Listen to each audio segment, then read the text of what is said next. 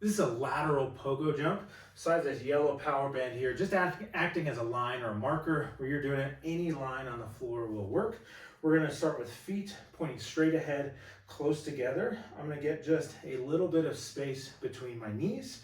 And then the exercise, I'm gonna jump with 2 feet over the line and back, trying to work fairly rhythmically, absorbing force, not having too much bend in the knees. We're thinking this is mostly coming from the foot and the ankle rather than the knees.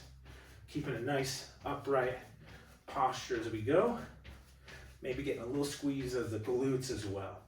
So that's the exercise. Couple nuances. Number one is sometimes I'll put this to a metronome. That can help get some rhythm and some bounciness. So on the computer here, I have a metronome set to 140 beats a minute. And I'm gonna try and match that.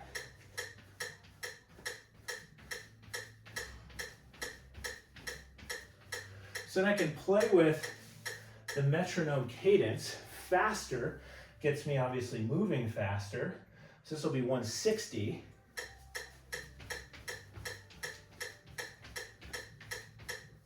And then slower is gonna get me jumping higher. So this is gonna be 110.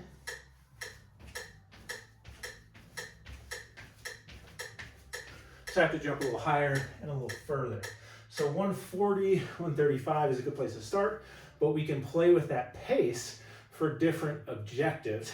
So slower is not necessarily easier. Somewhere in the middle is where we start, and then we can add speed or add height and distance.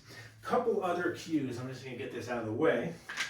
The main one is I don't want much happening at the knees. So I don't want the knees locked out. I want a nice soft bend in the knees, but I don't want a lot of knee motion as we do this, and I don't want the knees crashing inward. So we go feet together. As I jump, there's not a ton of forward motion in my knees. So from the side, knees are absorbing and helping, but I'm not doing something like that where there's a lot of pressure on the knees. It's also very quiet, meaning I'm in socks, but there's not a lot of noise happening as I hit the ground, sign that my muscles are absorbing the force. And then together, sometimes as we do this, we see as people jump, their knees will almost bounce together. And so I get a little separation.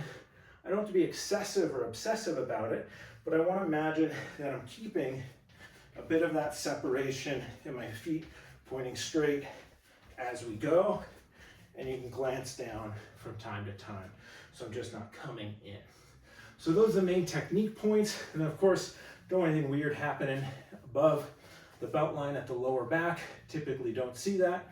Don't want to be bent over. So we get a little engagement of the hips to keep a nice upright posture.